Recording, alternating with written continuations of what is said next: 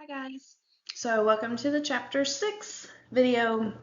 This is on the initial stage of group, can also be called the forming stage. So if you think about forming, we are forming our group, right? And not in the sense of what you talked about in the last chapter of picking participants, deciding when the group is going to meet, is it open, is it closed, etc. Like now we're all in the room and we're forming what is our group going to be like? What are the norms in our group? Building trust, right? It's that sort of like developing a relationship and kind of forming what our group is going to be. So learning objectives here, and if you want to follow along, learning objectives start there on page 175, and again, those are the things that you should know or be able to do when we're done with this module. So group characteristics at this stage. So at this stage, right, and I want you to think about, like, have you ever been a new person in a group, right? Have you been a new person in class? Have you, it could have been like your first day of kindergarten, or it could be your first college class, or it could be a group therapy class. I mean, just anything that you've been in, right? But you think about like a new coworker, right? Starting a new job, you're kind of the new person in that setting, and so think about what that's like, right? You know, you're often a little bit more reserved, kind of back a little, you know, and we're just trying to get the feel for things. We're watching people, we're reading facial expressions. At this stage, the group members, are going to be particularly sensitive even to nonverbals, right? Because we're reading the room, you know, and we're going to be looking at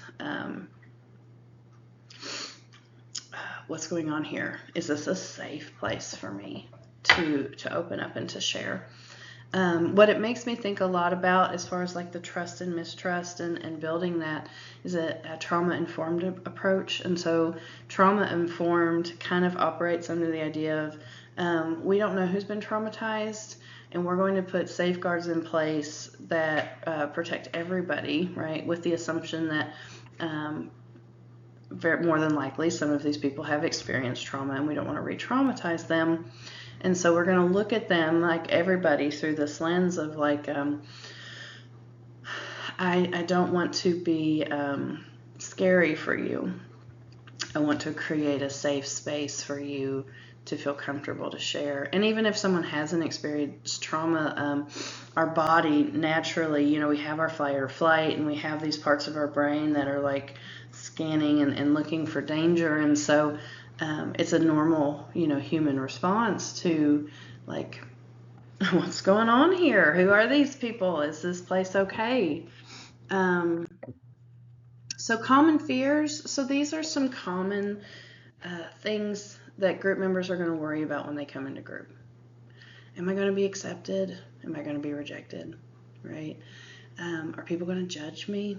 Oh, I don't want to look stupid, right? Like, so people will sometimes be hesitant to say anything because what if they say the wrong thing? They don't want to look stupid, not knowing what to expect, right? And so it's like they'll look to the group leader a lot, right? Because like they're like, what's okay, what's not okay, you know, and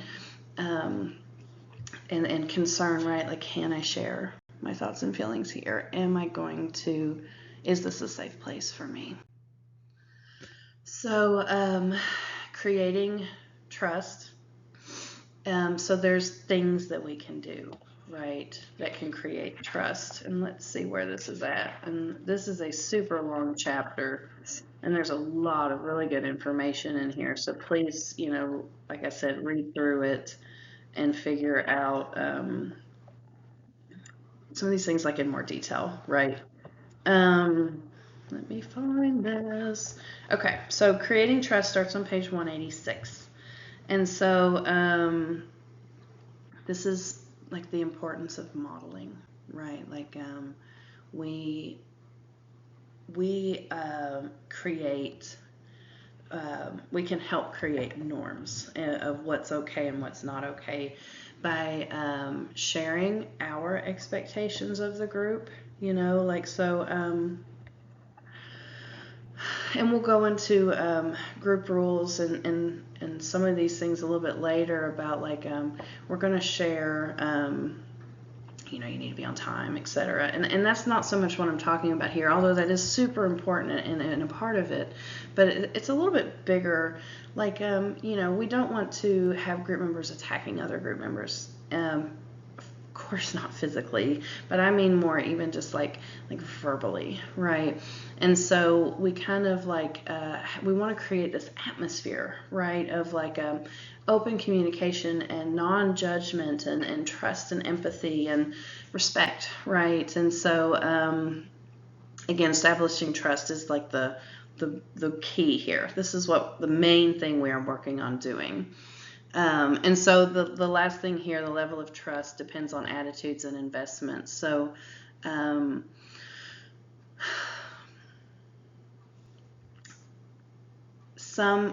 we can do our best to create a wonderful group, and if people are not super invested, like part of it is their responsibility too. Does that make sense? Like we can do our part, and it's still not always work out. So I used to do a lot of substance abuse groups, and most people were mandated there by probation, by drug court, VASAP, right? Like very few of them were there because they wanted to be there. Because they may have wanted to be there, but that maybe wasn't the only thing motivating them to come, right? And so I have no problem with mandated people coming to group.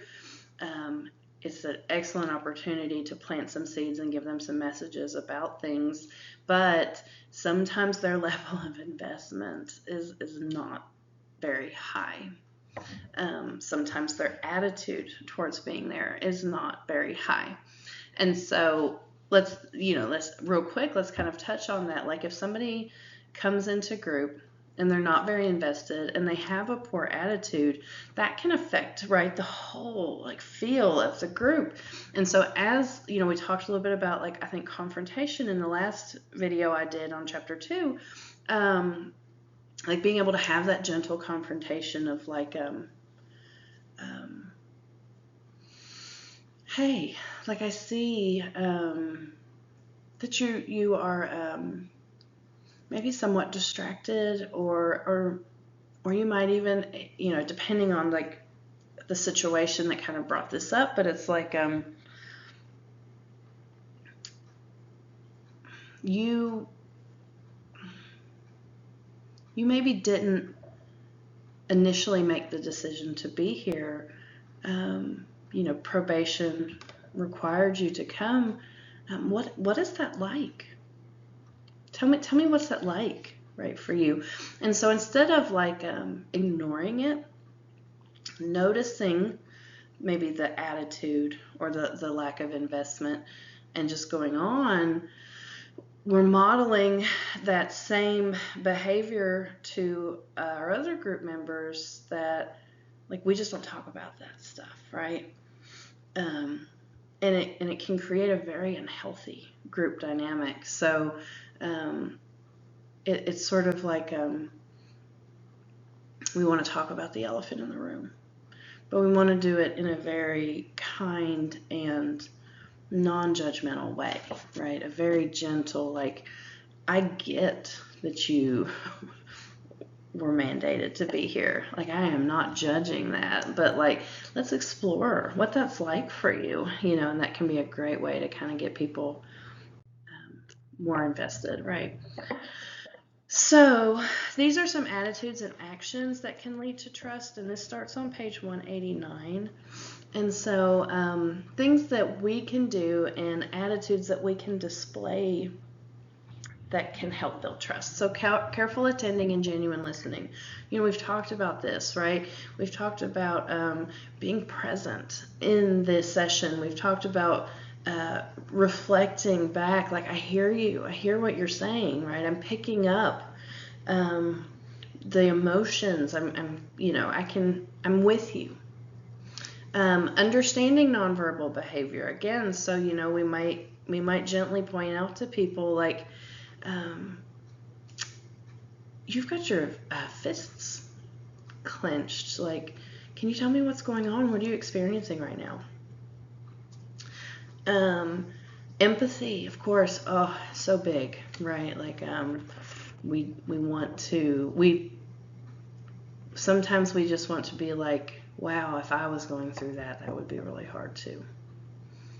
Genuineness and self-disclosure. So again, like, we want to do appropriate self-disclosure. We don't want to make the group about us, but we can use self-disclosure in an appropriate way to let them know, like, we're a normal human being too. We experience stuff too. And again, some of it might be like what we're experiencing when we're in the group, right? So it might be, wow, I can feel the tension in this room too. That's genuine. And we're offering, right, a little self-disclosure about what we have going on. And of course, respect, right, and that caring confrontation. We've talked about that. So now we're going to dig into identifying and clarifying goals. And so on page 193, this starts at the bottom. And so this is kind of where we're talking about a little bit about what are the group rules. So, usually when I was doing group, it would be like either group starts right at 10, for example, or is there a window of time? So can they be up to 5 or 10 minutes late before they're not allowed to come back into group? And that's something that as a leader, we can either decide because maybe it's an agency rule, or it can be something that we talk to the group about. What do you guys think is reasonable and realistic? What will work for you guys? And so, because you want to be mindful of, is somebody coming in late going to be disruptive, right? And we don't want to disrupt the group process, right? But sometimes you do want to be like, things happen and we're all human, and we'll give a little grace period. So, but that's something that like either like your agency sometimes will dictate, or that's a group rule that you guys can form, right, in group. But you also, and so the group rules again are like, please don't come in intoxicated, right? So I've had people not out in group. I've had people just clearly be, right, under the influence, and that's very disruptive for group. And then you have to like ask them to, leave, make sure they're safe, make sure they're not driving. It's a big thing, but respectful towards each other, not sharing when other people are sharing. Like, so we want to listen to like the person talking. We don't want to be disrespectful with like side conversations. And so you can kind of have probably a general list that are pretty important to you. But I do think it's important. So what I like to do sometimes is, even though I have in my mind, like, we don't want people having their cell phones out, no pictures, we worry about confidentiality, there's all those things. But it's also like, it can be a very collaborative, like it can make them feel like they are a part of the group because they're making decisions on how the group is going to be run. So you can have a conversation of like, hey, like first session, what do you think would be some important group rules? What are some groups that would keep group going in a positive and healthy direction? Can you guys think of any? And if they struggle, you can kind of throw one of your ideas out there. Like, what about time? When should we have a grace period? Or what time if someone's too late, they can't come in, for example? Or, is there a cell phone policy? Some people might say, well, I worry about my kid. What if I get a text? Can I check my text, right? And then you guys can decide as a group, what's the level that's okay, and when does it become excessive? And so it offers more buy-in, right? Because they're a part of that conversation. But we also want to think about like more like treatment-related goals. What are the goals of this group? And so you're also going to have individual goals, right? But we're like, what are the goals of this group as a whole? What are the things that we're working on? What do we as group members hope to get out of this group? And it's got some questions in here that can be really helpful in helping people kind of identify what are the groups. And then we even want to go, like I said, further into like what are individual people's goals that they want to get out of these groups, and how can group help them. So there's probably going to be very similar individual goals, but there might be even like there could be big differences, but there could be subtle kind of differences too that group members want to work on. And I like on page 195, like here's some examples, and so this is another thing, people struggle with specific goals. They're pretty good at like, I don't want to use drugs anymore. I want to get off probation. I want to have a better relationship with my family. I want to learn to deal with my anxiety. You know, those are big and broad. Those are kind of like the end result or the big overarching goals. But like, what is our plan? What are the steps we need to take to do these things? And so sometimes we have to help people. So it's like if someone's like, I want to get off probation. Well, what do we need to do that? Right? And then there's probably a bunch of big goals in that. And then we might narrow that down more to, well, what can we do in group to help you meet that goal, right? So it could be triggers, it could be coping skills, etc. But I like the one, like I said, on 195, it says, I want to get in touch with my feelings. Well, what feelings are you having difficulty with, right? Well, I want to work on my anger. You know, well, what is it about expressing your anger that you don't like? You know, and so we kind of like question to help them dig down to more specifics of what they want to work on. So this is group process concepts at the initial stage. So we've talked a little bit about group norms, and there's also group cohesion. Okay, those are the kind of the two that they talk about here. But under group norms, we want to talk about implicit norms and explicit norms. Explicit norms are sort of those group rules that we talked about, right? This is what is expected of you in group. We're talking about it, you know it, right? Implicit norms can be those unhealthy things that we talked about forming, like if we have a group member who has a poor attitude about being at group, or who is not invested in group, and we show people like we just don't talk about that, right? That becomes an implicit norm, and it becomes an unhealthy one. Now we can develop healthy implicit norms too, right? We can develop and help people learn like how to gently tell people what we see that's going on with them. So it could be a group member might learn to say, well, you know, you look upset when sharing about that. That must be hard. We've modeled it, right? We've taught them how to do that. So it can go either way, right? And so we want to work on developing healthy implicit norms. And again, the explicit ones are kind of those group rules. And there's a list of some normal group rules on page 197 and 198. You can also like Google it, and you can kind of find some that might work for you. Group cohesion is another piece, right? Oh, wait, sorry, here's the group norms.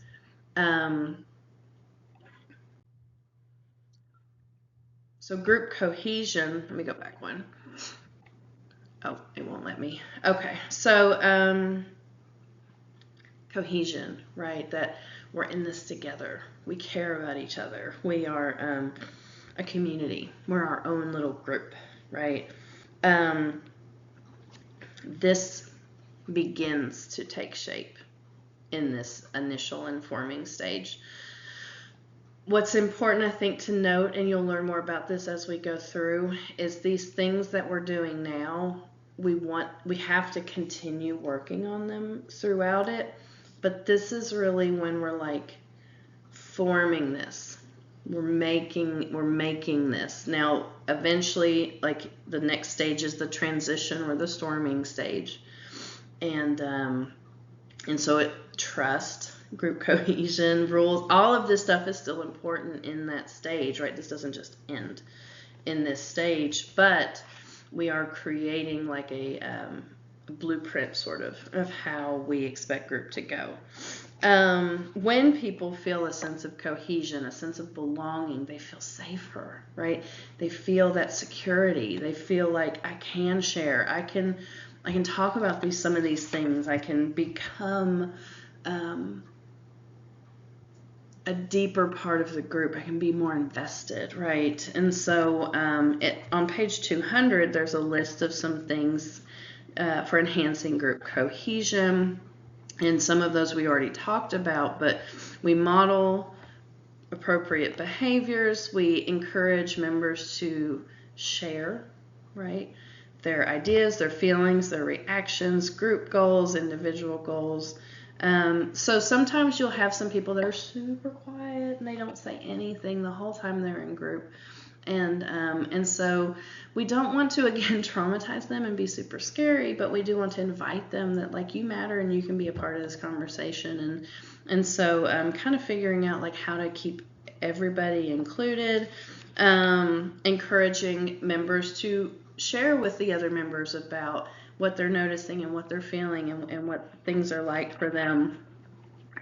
Those are some things that we can do.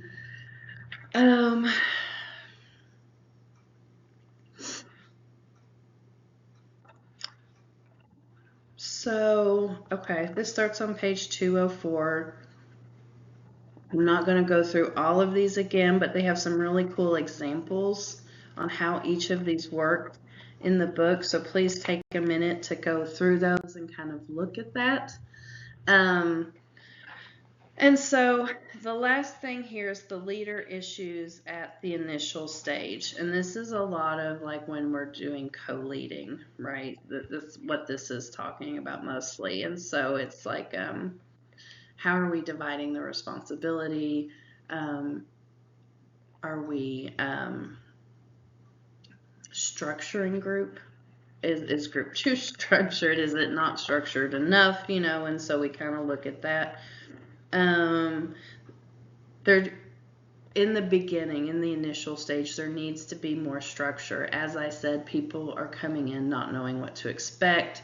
They're kind of, nervous and worried. We may need to create more structure to help them feel safe, to feel comfortable, and to kind of set up some of these norms, right? Eventually we might be able to have less structure because the norms are there and they can like kind of do some of this stuff on their own. Opening and closing groups on page 215 to 217, there's some, or 218, 219. Anyway, there's some suggestions on how you can open group and how you can close group. And so closing group can sometimes be, normally like opening group is a little bit more like everybody just gets there and they're kind of looking.